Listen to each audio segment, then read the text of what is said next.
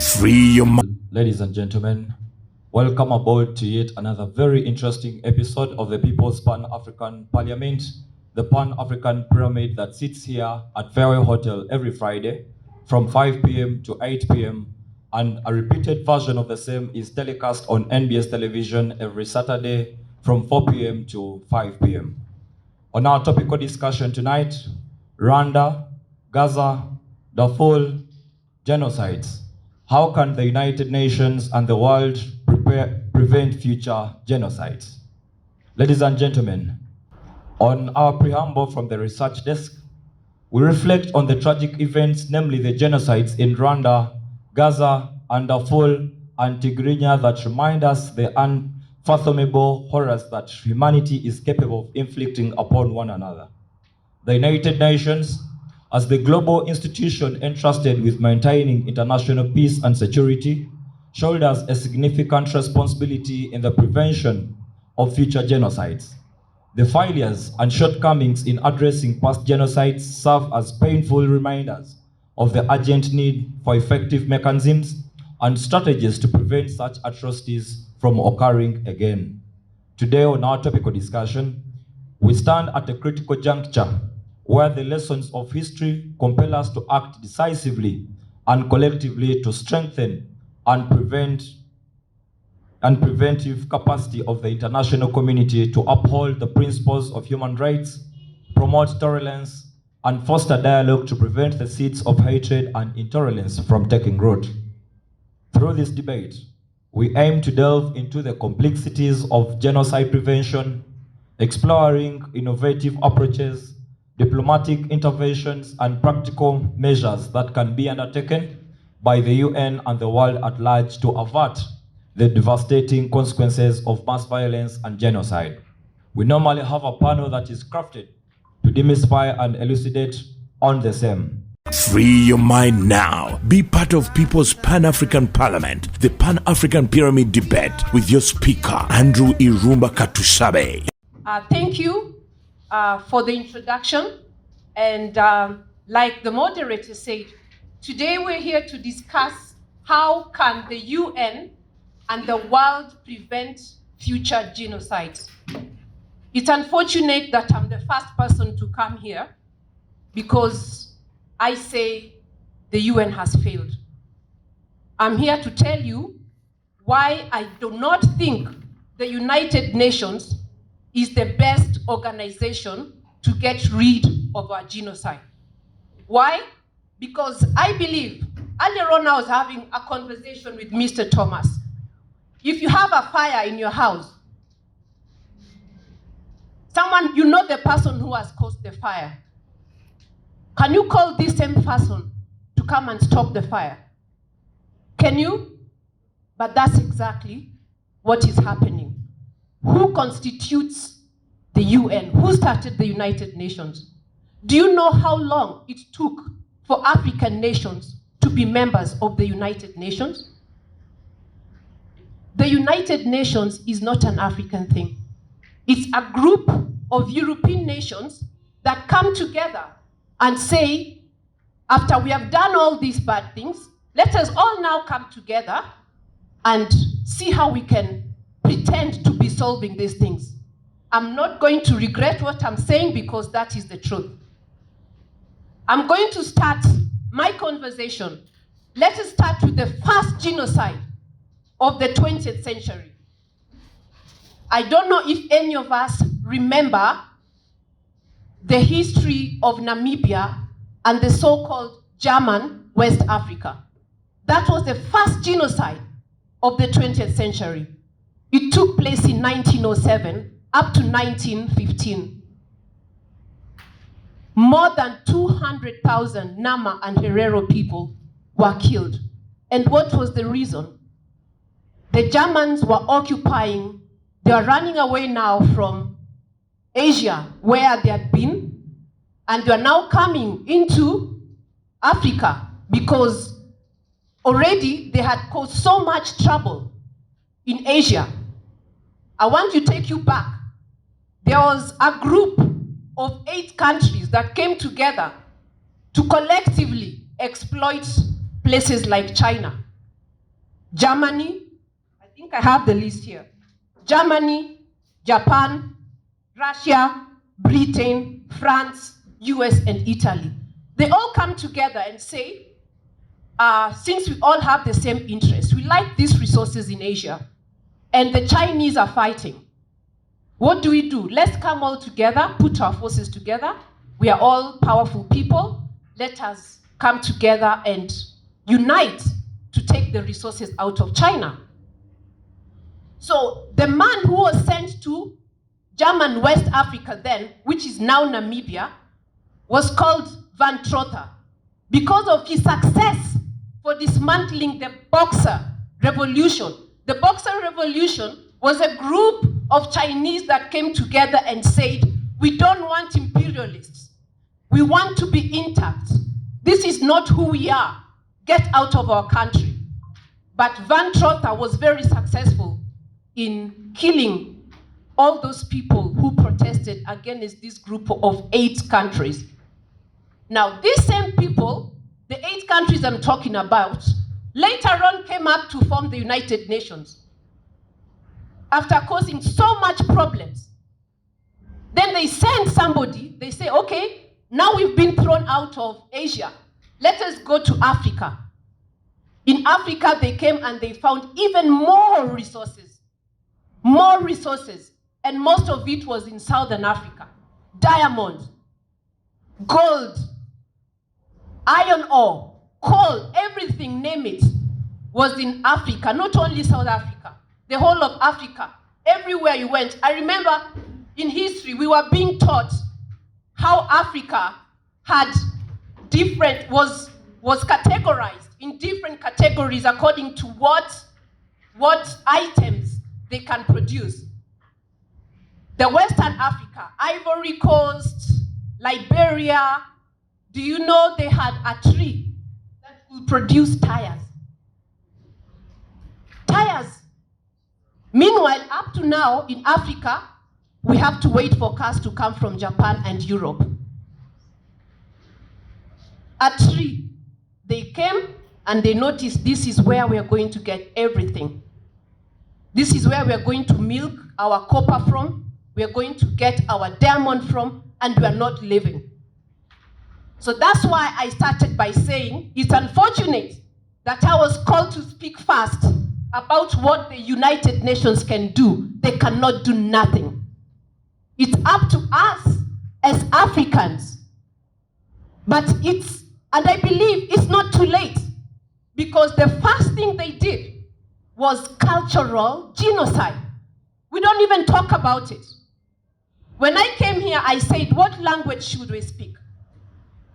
And we all agreed, let's speak English. Is any of us an Englishman? We've been so colonized. Our languages, our culture, our beliefs, there's been a big genocide. So they are setting a stage where they can come in and do with us whatever they want to do, because they've laid a foundation where we don't even know who we are. So the first thing that Europe did was cultural genocide. Let's go back to the genocide. I've only mentioned the first one of the 20th century. I have not spoken about the Rwanda genocide, the Darfur genocide. Now, the Rwanda genocide.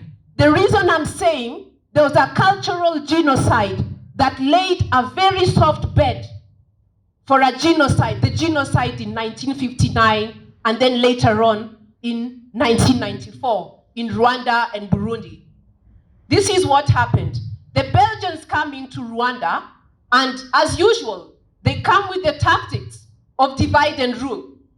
And they say, you are Hutu. In Rwanda, Burundi, around that area, Congo, the eastern part of Congo, there are only 3 tribes, mainly around there. The Hutu, the Twa, and the Tutsi, okay? If you look at, those are the main tribes there. But now here comes the Belgian person, and they're looking at how can we divide these people so that we can make other people work with us and subdue the others.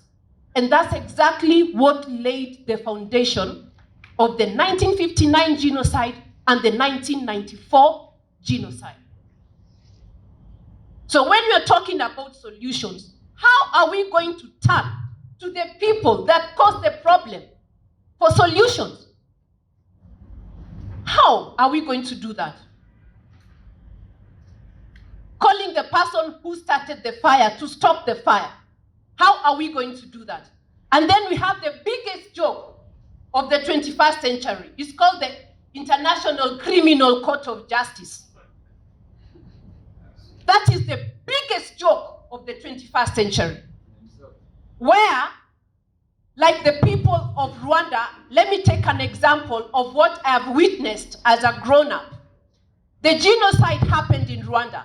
And then what do they say? We are going to take all of you who participated. How many people were estimated to have taken part in the genocide? They estimate about 200,000 Hutus. So those are the people they just randomly picked, okay? And said, you have to come and answer. So they set up a court in their own country. I think it's in Netherlands. And then because it was too far, they tried to make it look like we are trying to solve a problem. They bring it closer to us, to Arusha. And remember what I said, there was cultural genocide already. So we don't have our local judiciary system. What do they have? If I am the one who committed a crime, I will have a lawyer. You won't see me.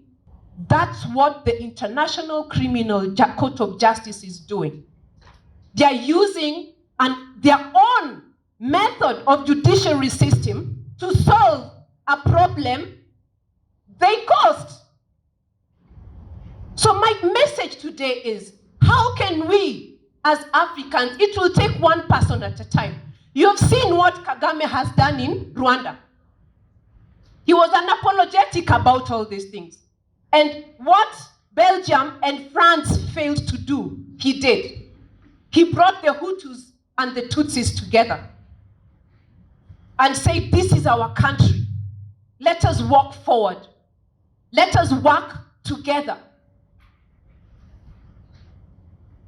Because at that time, the people who caused it, did you see any French president, any Belgian president being brought to court and say, you are the one who came and measured the noses of the Hutus and the Tutsis and counted their cattle? No, we don't see them.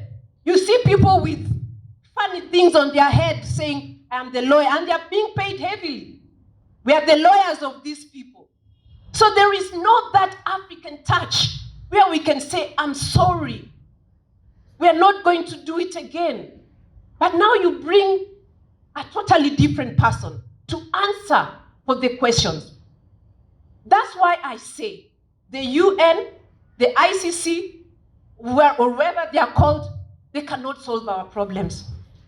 If they were to solve our problems, Leopold would have been arrested. Von Trotha, the guy who caused a lot of problems in Namibia, he went to Germany and he was given a promotion. And he's the one who came up with the idea of the Holocaust. Now, another thing I want us to pay attention to. Do you think the genocides only happened in Africa? They also happened in Europe. At a time when Jews were being expelled out of Europe, Lithuania, Russia, Germany, they were being expelled. And where did they end up? Some of them ended up here, like because the British took over some of them and said, this is our problem now. They were bringing them to their colonies then. Do you know at one point in time, we had some Jewish communities, the Polish people and Lithuanians, living in Masindi, very peacefully. But now look, the people from genocide, from Rwanda, from Congo, where are they? In refugee camps. All the asylum seekers going on boats to these countries where Europe has caused problem. They are not being accepted in Europe. Just 4 days ago, I saw asylum seekers being brought from London to Rwanda. You see the difference? So there are some genocide victims who are being held more softly than others.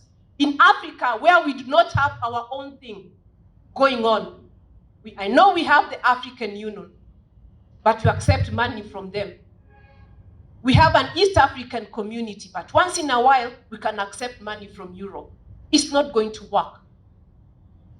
It is not going to work. If you look at the governments that have had genocide, they will never have total peace. You still find refugees in different countries suffering. They are not given equal treatment with who they say is going to protect them. Look at how Africans are suffering in Europe, how Africans are suffering in the Americas. You go there and you're treated like a second-class citizen. When somebody is occupying your land and getting all the minerals while you're away, it's not happening like that to the European victims of genocide. Instead, they are very rich. They go to South Africa. Most of South Africa is owned by the Lithuanian Jews. They own Mr. Price, all ShopRites. Who owns them? They succeeded when they were all asylum seekers. Africa accepted them. The same people who I was talking about that were settled here, some in Tanzania, some in Kenya, they thrived. It got to a point the British were telling them, you're not the same. Let us improve your lives better than these Africans. They're coming to cause segregation within your own country with their visitors. They're telling you what to do. So my people, I beg to disagree. I don't think the United Nations has the solution. Rumba Katusabe. Thank you so much for hosting me here once again. The question is Rwanda, Gaza, Darfur, and Tigrinya Genocide. How can UN and the world prevent future genocide? My brothers and sisters, the UN is not going to save you. The UN is it's a dead body walking. It still work? Looks like it's working. It exists. Still has a logo. They have fancy building. They give like expensive salary to their workers. But when is the last time we've seen the UN solving a crisis? Have we seen them in Ethiopia? My Sudanese brothers and sisters, have we seen them in Sudan right now? Have we seen them in Rwanda during the genocide? So maybe we are looking at them in Gaza. Maybe they're in Gaza, they're all busy in Gaza? No, right?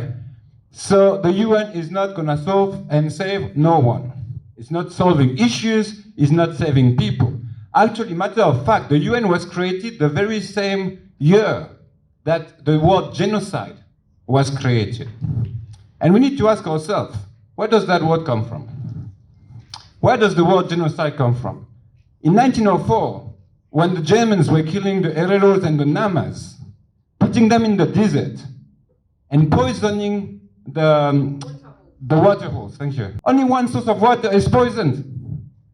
Did they call it a genocide? Did they call it a genocide in 1904? No. Why did the genocide word was created in 1944? Because for the very first time, a group of white people were killing another group of white people. Thank you. A group of white people were killing a group of white people, then they invent a new definition. They start with the UN. They established the UN, they established the word genocide because who were being killed? White people. So the word genocide itself, it's a problem. The word genocide itself is a problem because it applied only when it was killing white people. And who were coming to save, like the Armenians, who were coming to save the Namas and the Hereros at the colonial time, not even mentioning what happened in the Congo for years and years. Decennial and decennials. Who were calling it a genocide when people from Europe were coming to take slaves here? And in the process of doing it, how many millions of Africans died? 1 out of 3 captured, 1 out of 5, we're not even sure. As we speak in 2023, we don't know how many died. Is anyone calling it a genocide? No. So the word genocide in itself, it's a problem. It's a problem we have to speak of. It's a problem we have to understand. However, we are not here to say that we should kill people and there is no consequences about that. No, no, no, no, no. We are here to dismantle, debunk those words and those institutions. Question for you. What have the UN done with the Tutsi genocide? Where were they? What have they done against? And that is a little introduction of what I'm going to speak to you at the last part of this presentation. But who is selling the weapons? Who is the top 5 sellers of weapons in the world as we speak? Is it France? Is it Russia? Is it the US? Is it China? Yes, all of them are Security Council members. Okay? Quite clear. The UN is owned. I use the term owned by those that sell the weapons. Loud and clear. As long as Israel is buying weapons from those people, do you think the UN is going to make a move? No. No. There's 30,000 people at least being killed in Gaza since 7th of October, right? At least 30,000 people. Is there any type of move? Yes. South Africans are moved. South Africans are stand up. They stand up to the International Criminal Court and they say, no, this is a genocide, we have to stop it. The court said, yes, this is true. This has to be stopped. This is against international law. Have we seen anything? No, all what we see is the war getting bigger and bigger. Is the war getting bigger and bigger. What have the UN done to those that sell the weapons? It's my first question. My first question. Another part that is really important to understand genocide is the industrial element out of it. You know, I'm always trying to explain the history of capitalism and all of it. Why is there no genocide before 20th century? And when is it that my sister also here presented the genocide as starting in 20th century? Because mass murder could only be done with capitalism. Without capitalism, mass murder is a problem. You cannot kill so many people without an industrial installation. The machete I'm talking about that killed the Rwandans were made outside of a factory of China. The gas that they use against the Jew in Europe, they were made outside of factories that were in Germany. If you don't have factory and industrial situations, you cannot mass kill. You cannot mass kill. So it comes with a lot of new technologies. And we see right now there's many technologies emerging, so we can assume someone will think of it to kill other people. We need to be realistic about the human condition at this point. We cannot say that we're all friends. No, no, no, there will be drama. Well, I believe there will be drama, but what I'm saying is that those institutions that we're calling for help are the very same ones that fuel the problem. Can the UN, once again, can the UN prevent France, Russia, China, and the US to sell their weapons? What is the budget of the US for the war right now? $95 billion or some shit like this? This is like 10 times the budget of the Ugandan state. This is 10 times what we spend for our people here. They spend it to kill other people in Taiwan, in Ukraine, and I think the last one is Israel, Palestine. So we are not playing with actors that play fair. We are on our own. And in this point, I really believe in Kagame's message. Kagame was clear and loud about that. And you guys know that I'm not a big Kagame fan for everything, but for that it's clear. No one will come to save you. No one will come to save you. That leads us to my second point. What is in common between all those genocide? We're going to do a little bit of a law/sociology here, but I want everyone to understand one word: dehumanization. Dehumanization. What is dehumanization? It's the process of making someone less human than he is. It's the process of making him a cockroach, for instance, as they used to say in Rwanda. It's a process of making him, for the Jew, they used to say, they made those caricatures where people were funny, big nose, a lot of things on the body. Basically, what they were trying to do is to tell you they're not human like you are. And so if you kill someone that is not human, you're not really killing a human. We are all good with killing mosquito here. So what does it mean? It means that the instinct of killing, it's a context. It's contextual. And we cannot think that it is, as I said earlier, it's part of industrializations, but it's also the dehumanization of a group of people. A strong dehumanization of the group of people, as we have seen in Rwanda with Radio Milcolin, for instance. That radio was every day telling Rwandans for years and years that the people that they were fighting were not humans, they were cockroach. You can kill a cockroach. I kill cockroach. I kill cockroach. I don't kill humans. But for someone to kill another human, he has to be dehumanized before. And that's part of the answer to these questions. How do we prevent other genocide? We look at where there is dehumanization. Who is being dehumanized? Who is being reduced in his human capacity? And I take this argument from a Pan-African thinker, Frantz Fanon. Frantz Fanon used to say, when you dehumanize someone, you dehumanize yourself. Frantz Fanon was a psychologist. He knew really much about the human mind. He didn't believe we are good or we are bad. He saw context. And what he saw when he studied colonial French Algeria was two sets of people were really sick. Two sets of people were sick. If you have read Fanon, you know that Fanon said the settlers were sick and the colonized were sick. The colonized were sick of colonization, 130 years in France and Algeria, but also the settlers that colonized the people were sick of dehumanizing people every day. When you keep dehumanizing someone, when you keep pushing for say, this one is less than me, so he can accept certain things that he do. When you do that, that's when the genocide is on its way. And you have zero genocide organized without dehumanization. Otherwise, it's called wars. Those are people at wars. And the dehumanization is that one element with intentionality that is key to define what is a genocide. And so we're drawing on Pan-African thinkers here, Frantz Fanon, to understand that in Rwanda, in Gaza, in Tigrinya, in Darfur, what we're looking at is how they dehumanize people. In Gaza, how do they call them? How does the Israeli call the Gazawi right now? They call them terrorists. I'm fine to kill terrorists. Terrorists are bad people, right? It's in the word.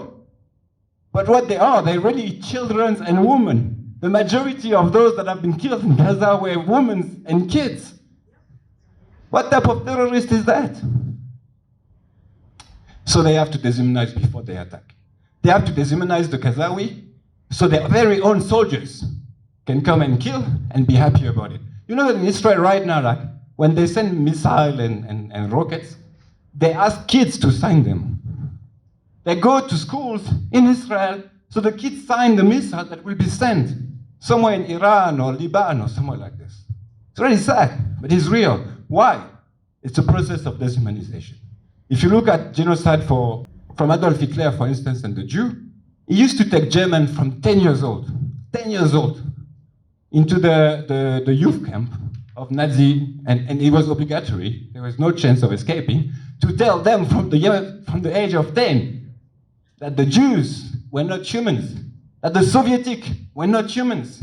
One way or another, there were some sort of devils. But it was really important that the youth know from the younger age, so when they have to go to kill at the war, they will do it without thinking about it. Okay, dehumanization. Then come my last part. What do we draw from this? How do we prevent future genocide? Because obviously we can all agree that genocide should not happen, and prevention should be a question that us as Pan-African we ask. It's always the same answer with me, guys. Look closely what capitalism do. It's exactly there that you will find the answer. So when I say, how do we explore innovative solutions to prevent future genocide, I say follow the money. Follow the money. The money will tell you. The money will tell you who is making rich, who is getting rich out of that situation. The Germans get rich outside of colonizing Namibia. They get. Some people are making a lot of money outside of that situation. So Marcus Garvey used to say, Marcus Garvey, great Pan-African from Jamaica, then he moved to the US. He was really influential into Kwame Nkrumah thinking, right? He used to say there's no safe place for Africans outside of Africa. There's no safe place for Africans outside of Africa. And I believe that this is one line that can help us explore innovative solutions. How do we also include the diaspora?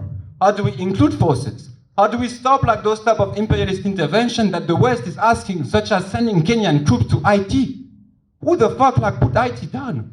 If it wasn't the French themselves, and then the Americans after, and now you call Kenyans to come and sort out the situations? No, you don't do that. Let me finish just my last point. Who sell the weapons? Who import the weapons? And who finance the killers? those are how we're going to find like ways to prevent future genocide. Because if you don't have an investment within the weapons and the people that kill, there will be no genocide. In my perspective, it's so much easier to use the term genocide when white people are involved in being killed. As I said, the word has been invented for that. It tried to retroactively apply to situations, but at the end of the day, we do not have, like the definition that have been established on the genocide is highly problematic also because of the context. However, it can serve us. As I said earlier, we should not confuse massacres and genocide. But when it comes to labeling, giving the label genocide to a situation, it is done exactly to call the international community to come and help. And that's how, like, it was really key in my introduction. I said the word genocide and the UN were starting at the same time. So it's cool. It's a call. And it's a call for what? Then it's become a call for white people to come in the other side of the world and sort out or solve problem of black people. That's more or less what it is as we speak. The situation is made like this. It's an institution that protects this vision of history, this vision of power. Thank you so much. Free your mind now. Be part of People's Pan-African Parliament, the Pan-African Pyramid Debate with your speaker, Andrew Irumba Katusabe. Mr. Chair, we very much know that Uganda is the leading importer of refugees, and of course with the issues associated with the political upheavals. Political upheavals come as a result of issues of genocide. We have heavily listed areas where genocide have occurred. In Rwanda, we saw what happened there. What is happening in Gaza, in Tigray, Ethiopia, it has become a daily meal on focus on Africa. Every day there must be news on Tigray, Boko Haram. It has become a daily meal for news bulletins in either BBC or Al Jazeera. So we are seeing UN. First of all, we must know that on 9th of December 2023, the world marked the 75th anniversary of the landmark Convention on the Prevention and Punishment of Crime of Genocide. Now, the Genocide Convention gives an obligation of state parties to take measures to prevent and to punish crime of genocide by enacting relevant legislation to punish the perpetrator, those who are perpetrators. Now, we are seeing institutions like the UN who are considered to be on the forefront of championing the issues of genocide. On the other hand, people may look at the UN as people or as the institution that could be able to prevent genocide. But is that what is happening? Because genocide is happening under the watch of the UN. We've seen in several countries. Look at what is happening in Gaza now. When you watch your televisions, you are just welcomed with the pictures of kids being slaughtered, pictures of kids being bombed. You know, they bombed indiscriminately, and the whole community is wiped out. What happened in Rwanda in 1994 is a story to tell up to now. I was recently in Rwanda, and I happened to visit some places where there's people affected by genocide were buried in mass graves. We were seeing dead bodies on Lake Victoria, Yes, we in Uganda, but we are being affected by genocide in Rwanda, where we are seeing dead bodies flowing over Lake Victoria. But under the watch of the UN, and yet the UN is considered to be the world police, the world army that can enforce peacekeeping missions. But what is happening? So, Mr. Chair, I think the Convention on the Prevention and Punishment of Crime of Genocide are all legal institutions put, including the 1949 Geneva Convention and the overall international human rights law treaties, contain all the preventive measures to oblige the member states to prevent crimes and violations of genocide. Now, most of these countries are even state parties to these conventions. Most of them are state parties of these conventions. The UN Genocide Convention, for instance, Article 3, gives cases which are punishable as in relation to the to the article. We have about 4 cases which are punishable, which the state parties signed. That is issues of genocide, conspiracy to commit genocide, direct and public incitement to commit genocide, complicity to commit genocide. Now, what can we do, or what can the world do to prevent genocide? But you remember that majority of issues of genocide happening are mainly instigated by economic, political, and sometimes foreign interests. And mostly foreign interests, because that is what is happening in Gaza. You think Israel is fighting its own war? Not at all. There are foreign interests behind, and that is what is castigating issues of genocide in Gaza. What happened in Rwanda here, purely economic, others political. We are very appreciative that Uganda have not graduated to that level. And whoever attempts to create or to manufacture situations that cause genocide, I think before we ask God to take him, we do the job of God, of sending him to God before God can judge him. Because it is going to destroy the whole community. Genocide. Once it happens in Uganda, and when I hear people, some of them who are promoting gays, others are promoting lesbians, they come up and say, Uganda, we are heading to Rwanda situation. Do you know what it entails to go to Rwanda situation?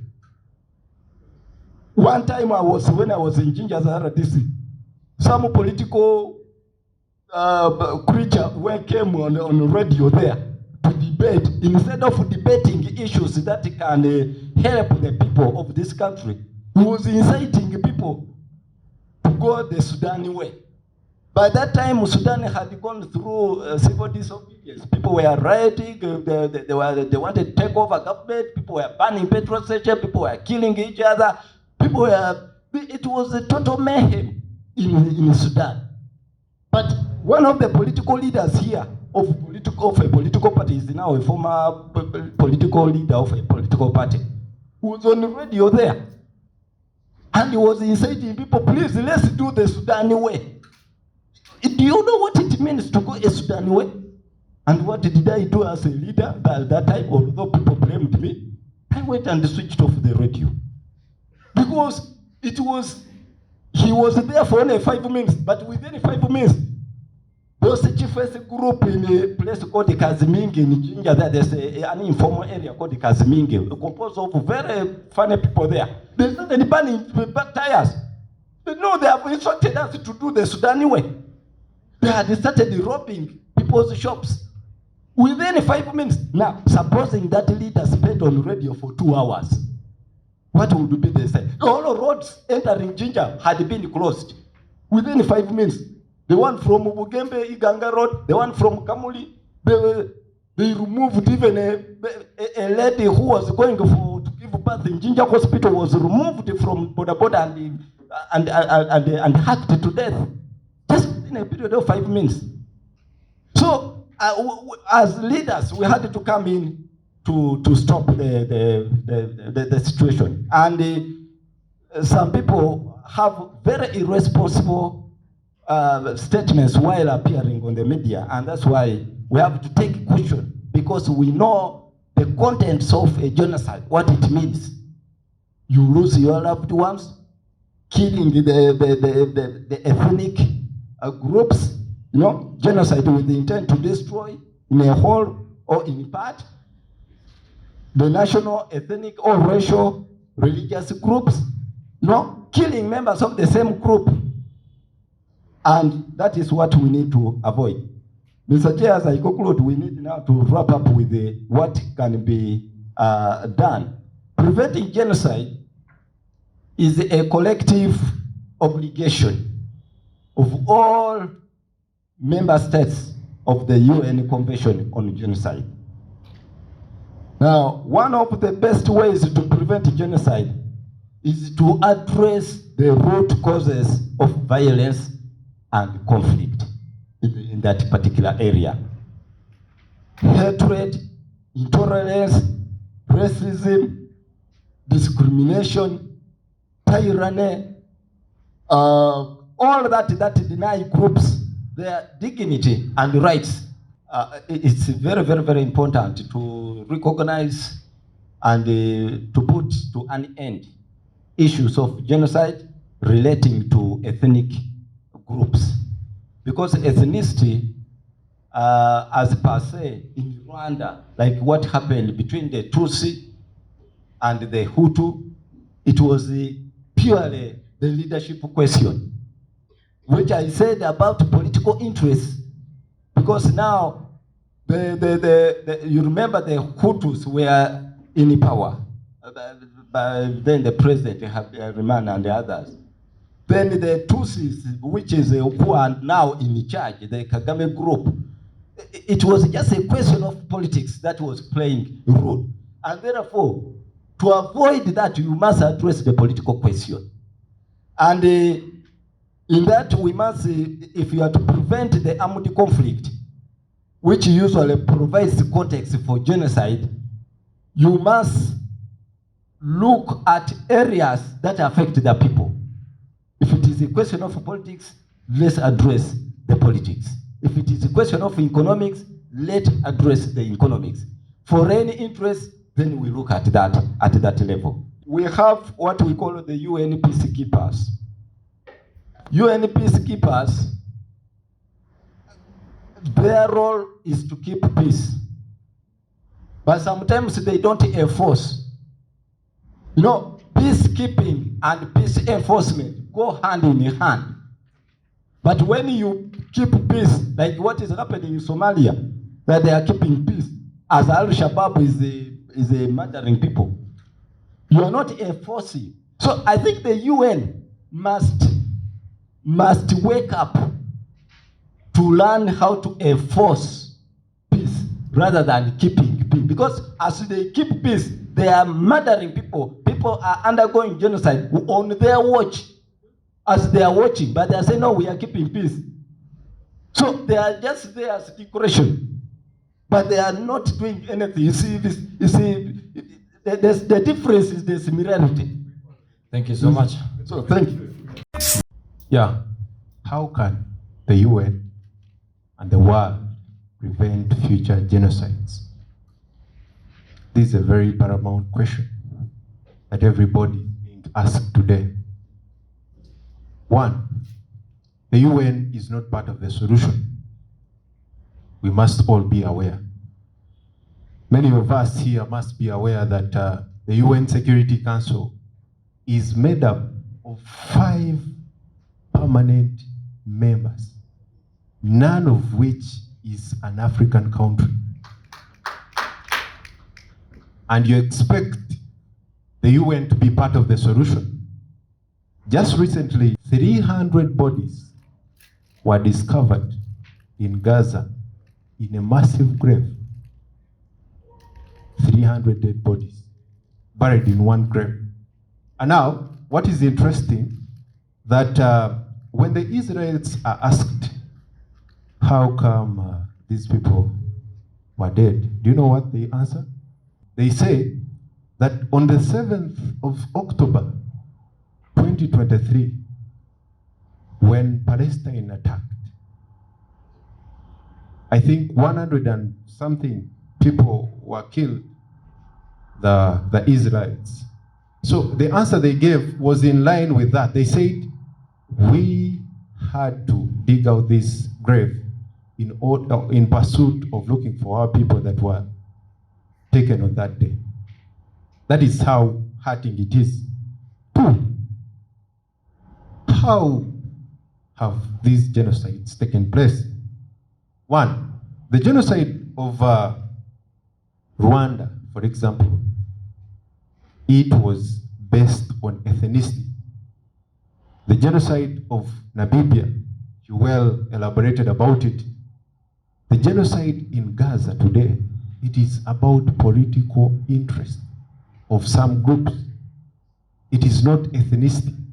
In the 21st century, it is very absurd for one to assert a massive killing of very many people. Now, the question that we must ask ourselves is that if the leaders have failed to do what they are supposed to do, what do? We need to tell young people. Let them be aware of what is taking place. In Kiswahili, there is a saying that vita vya panzi ni furaha wa kunguru. Thank you so much. Free your mind now. Be part of People's Pan-African Parliament, the Pan-African Pyramid Debate with your speaker, Andrew Irumba Katusabe. I would like to say that one of the biggest scams we are having right now as the African culture was when we sold our culture to the whites. We have no sense of ethnicity. We don't know our background. We don't know who we are. Right now we are using English, but imagine the amount of information we would have spread when we were using our local mother tongues. And adding on to this, talking about genocide, nobody's going to teach it anywhere unless we revise our history, break it down to the people, and we tell them this is what it is in our local mother tongues. Actually, this is the peace sign, isn't it? But I believe in Africa, the peace sign that I know is a handshake. Yes. Isn't it? Yes. Yeah. So we are being fooled when somebody says, how am I greeting you? Hello, hi. In Africa, we used to greet. We had leaders, and not everybody that is a leader. In Africa, we have a problem. Everybody is called a leader. And these people are misleading us. We have leaders who only have authority, but they are not leaders. But adding on to that, we need to get the power of the mother tongue. Free your mind now. Be part of People's Pan-African Parliament, the Pan-African Pyramid Debate with your speaker, Andrew Irumba Katusabe. Now, we needed to know, Albert Einstein decided that you cannot solve a problem at the same level it was created. When UN was started in the year 1945, its major objectives, one of them was to bring world peace, because it was formed after the World War II in 1945. So it was formed to bring peace. But UN in its existence has been witnessing the occurrence of wars in different nations. It witnessed the colonization and its atrocities on the African continent. It witnessed the killings happening in Africa immediately after most of the African countries had got independence. For example, when Patrice Lumumba was killed in 1961, UN was busy watching all the atrocities taking place in DRC. So today you cannot come up and say that UN should be there to prevent the future genocides. Yet, it is one of those bodies that were busy watching when those atrocities were taking place. So therefore, I think that if UN, we are saying that it is to prevent other genocides, one, let African countries have a permanent seat on the UN Security Council if we are to prevent the future genocides. Because today African countries, all the 54 of them, don't have any say on the Security Council of UN. It is just the 5 member states, the +1, who have the veto powers. Other countries, they are just there to watch, and the decisions of the world are majorly taken by these 5 major countries. Africa, they are dictating for them. Nobody is there to represent them. And when you look at these genocides, majority of them, 90% are on the African continent. And you want these people whom you don't have any representative there to come and solve your problem. So therefore, as I conclude, I submit that the duty to prevent the future genocides, or it's not entirely on the United Nations, but majorly the duty of the African people and the duty of the African leaders. They should know how to prevent genocides in Africa. They should be patriotic, but not over-depending on the external forces of the UN. That's what I can say. Thank you. Of recent, South Africa went and reported Israel to the International Court of Justice. But what has the International Court of Justice done? Nothing. They're just looking. And South Africa is like Israel. They're going against human rights. That's a stunning example I can give.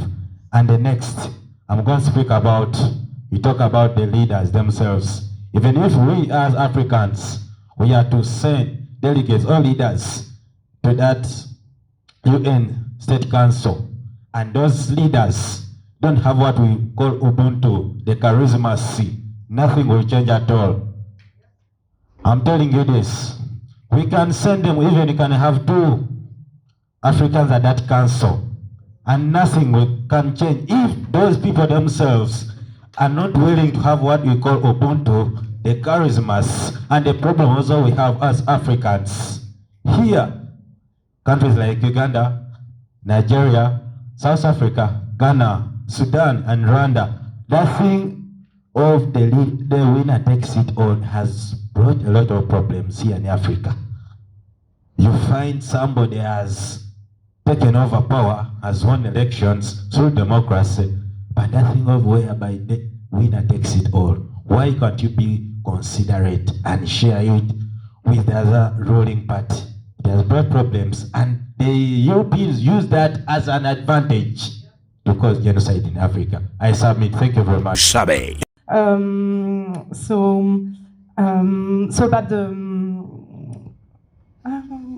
the ICJ, just to bounce up onto that, so he has only given preventative measures so far in the genocide going on in Gaza, not in Israel, by the way. That happens in Palestine. Just want to remind all of them. But he has not ordered anything to Israel to stop, and he would have had the power. Just to say also, just to underline the absurdity of this, of the veto, especially of the role of the veto at the UN Security Council, that was raised by the Indonesian Minister of Foreign Affairs, Marsudi, because the veto, of course, hinders totally also the role of the UN Council, especially when USA abused it, as they did for Gaza continuously. There's only one time when they didn't oppose. But yeah, of course, that sounds so absurd. That questions the legitimacy of the group, hinders justice for all, which also raises the issue of the double standard facing international law overall, right? So not only there's no African country, but where is the global south, as commonly said? Where is the Union of Global South? So UN is one block. We have the NAM also. We have the NAM, whose summit happened actually in Entebbe recently. But and did they stand officially? did the genocide, was the genocide, the word genocide mentioned? They stand for Palestine, but they didn't mention word genocide. It was a little step, unfortunately, not enough, so a bit too complacent maybe. Yeah. What else? Yes, something also, I don't know if it was mentioned because I arrived a bit late, but the BDS movement is something very good also. It's a boycott, divest, sanction movement that was started actually in USA and then in South Africa during the apartheid movement. And it's a way of promoting local products in a way, so military, it goes from military boycott to cultural boycott to consumers boycott. The military boycott nowadays is a big thing, of course, and I go back to Israel, but Israel, I don't know if you know, but has a big role also in African conflicts. It wasn't mentioned that much, but in fintech, in weaponry, in paramilitary, it goes beyond our knowledge, actually, sometimes, even from Rwanda. Some interesting links here to study further. I think the BDS can really serve a certain liberation movement continuously, that we still need to support for sure. Thank you very much. Sabe. The leadership we have in this world, which has actually promoted corruption, that's one, which has been a backbone of the genocide.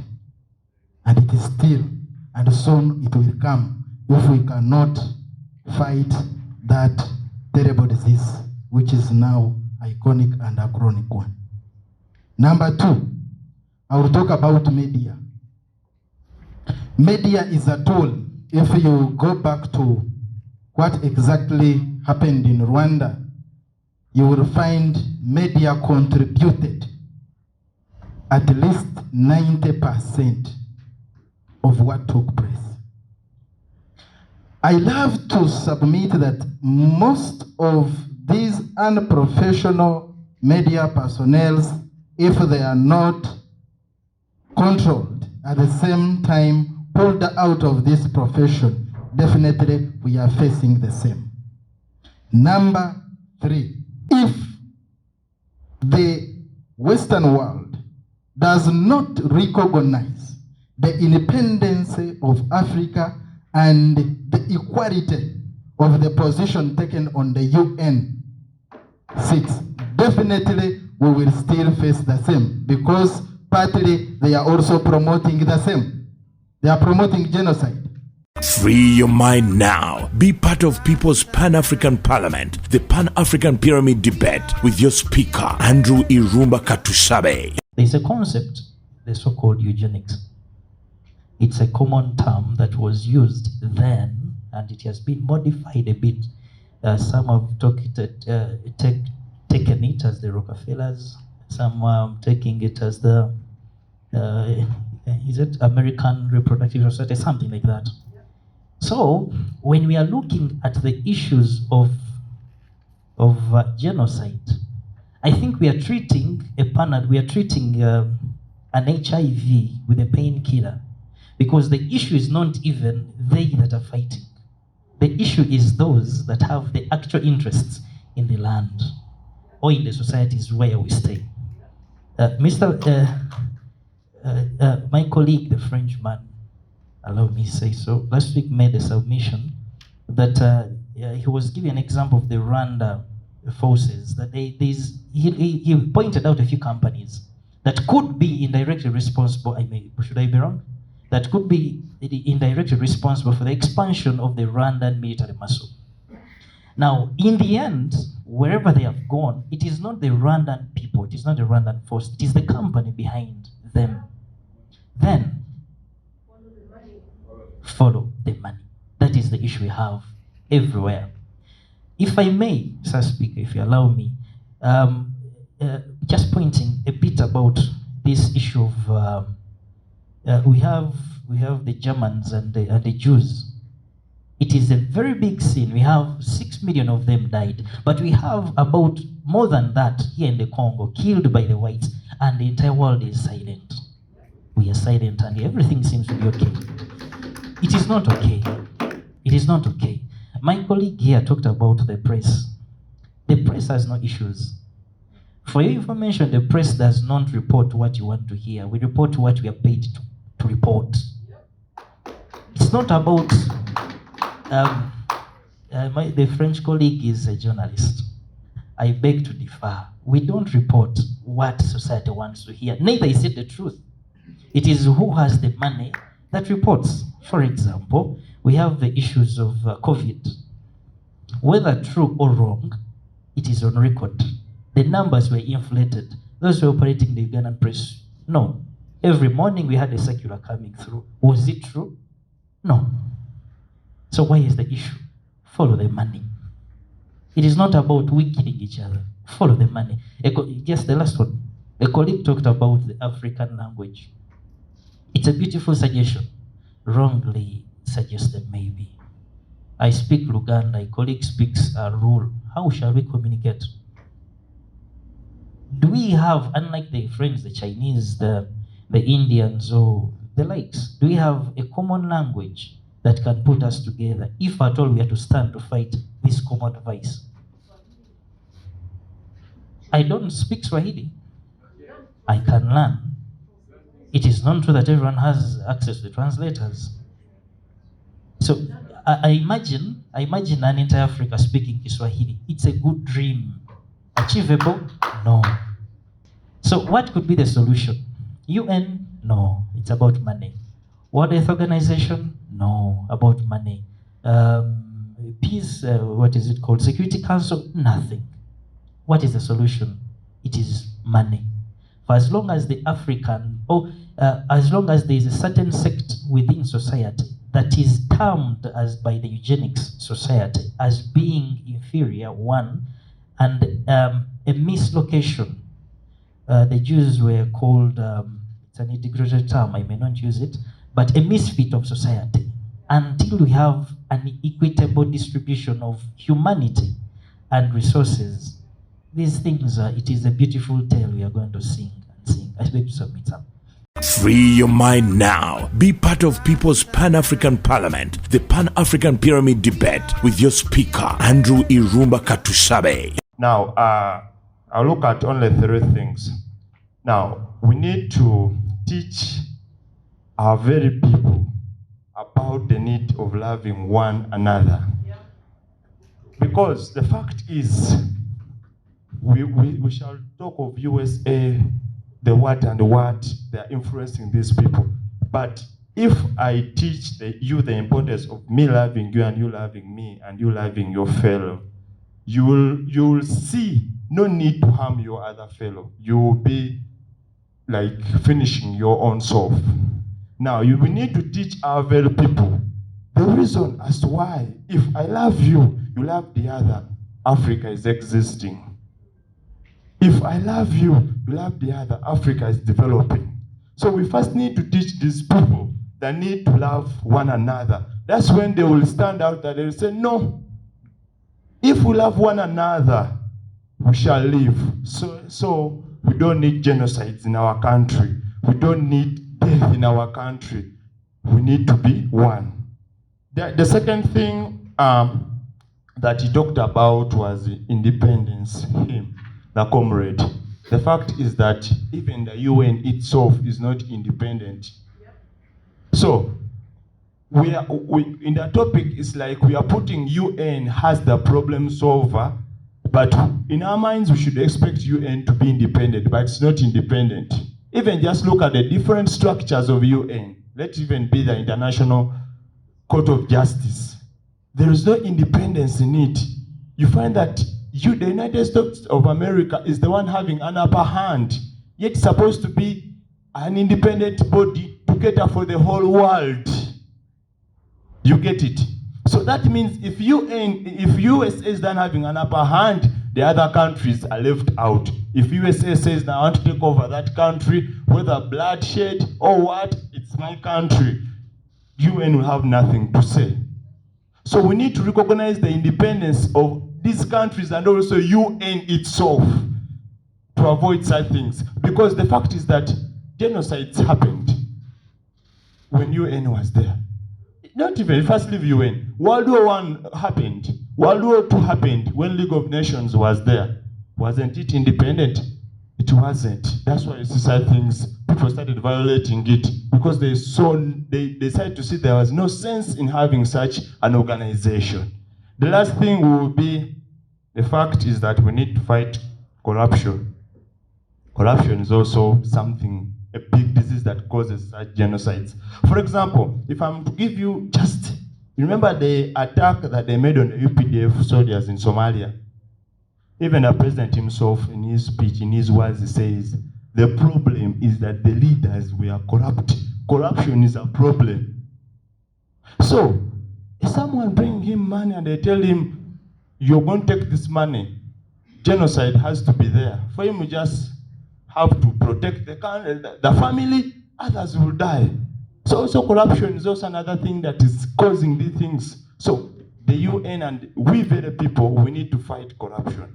Free your mind. We have been experiencing genocides before, and we still experience genocides now. What has UN done?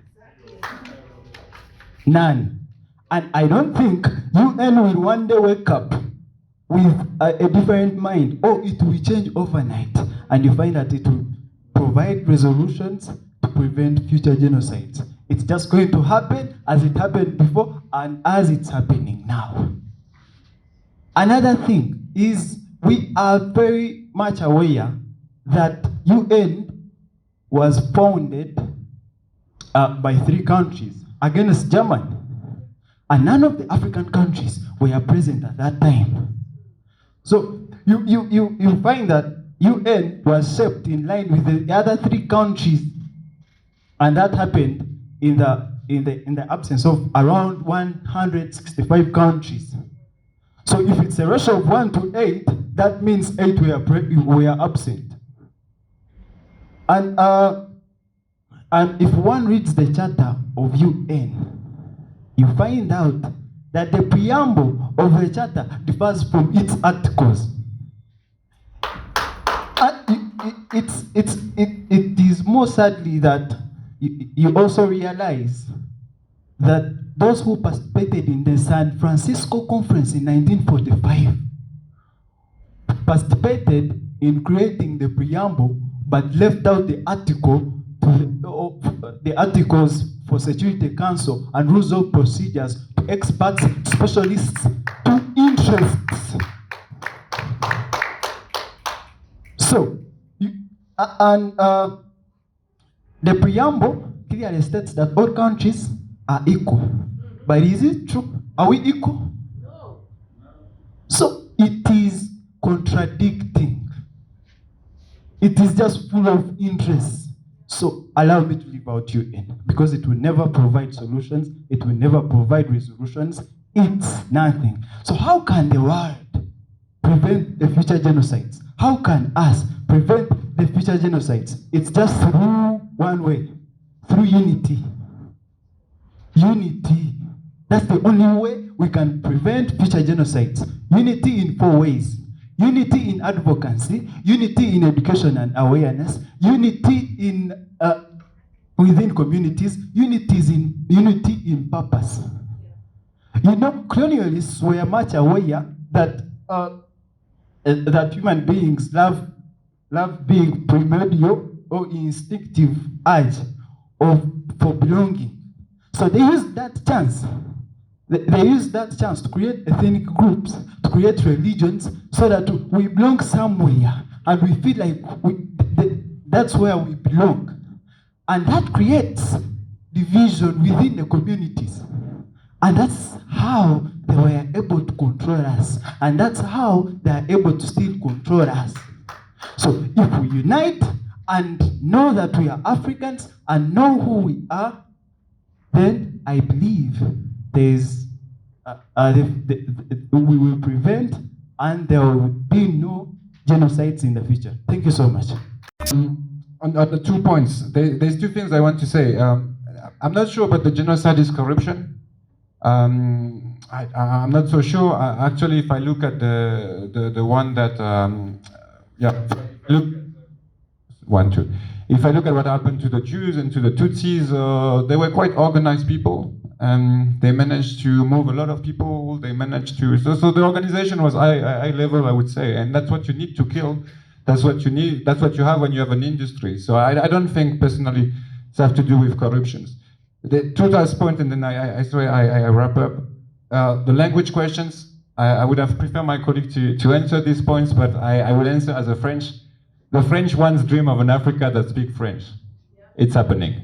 Guys, it's happening. It's happening. 60% of the continent speak French. The British one day dreamed of a continent that speaks English. It's happening. It is happening. We speak in English. We speak French. I can add Arabic. I can add Portuguese. So they dream.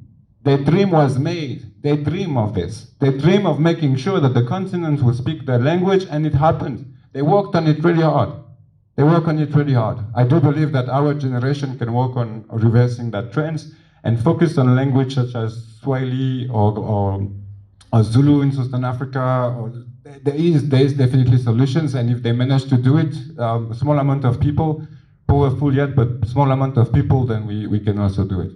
And last, to conclude, I want to conclude on the last point of my brother right here. It was a beautiful conclusion. Unity is the solution for sure.